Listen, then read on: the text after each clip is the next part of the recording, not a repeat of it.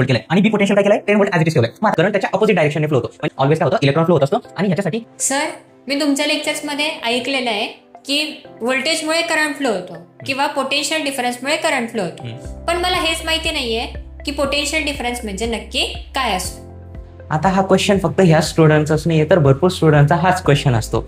तर चला आज आपण बघूया की पोटेन्शियल डिफरन्स काय असतो आणि मी तुम्हाला फक्त सांगणार नाहीये तर आज प्रॅक्टिकली दाखवणार पण आहे की पोटेन्शियल डिफरन्स काय असतो. पण त्याच्या आधी तुम्हाला समजून घेणं की करंट म्हणजे काय.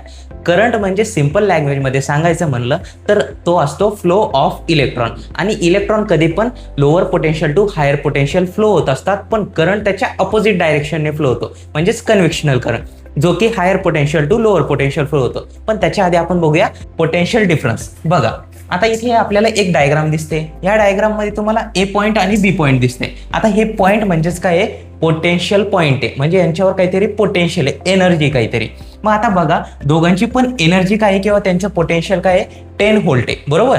मग आता ज्या वेळेस दोघांचं पण व्होल्टेज किंवा पोटेन्शियल किती आहे 10 व्होल्ट आहे, तर या दोघांचा जो काही डिफरन्स आहे म्हणजे या दोघांचं जर मी सबट्रॅक्शन केलं तर मला रिझल्ट काय भेटतो 0 भेटतो आणि 0 पोटेन्शियल म्हणजेच काय आहे 0 करंट फ्लो होणं.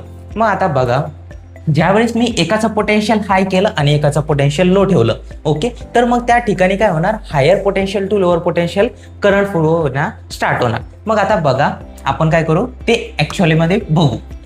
चला मग आता मी एकाचं पोटेन्शियल काय करतो 20 व्होल्ट करतो आणि एकाचं पोटेन्शियल ऍज इट इज 10 व्होल्टच ठेवतो. आता बघा आता आपण काय केलंय पोटेन्शियल ए चं पोटेन्शियल काय केलंय 20 व्होल्ट केलंय आणि बी पोटेन्शियल काय केलंय 10 व्होल्ट ऍज इट इज ठेवलंय.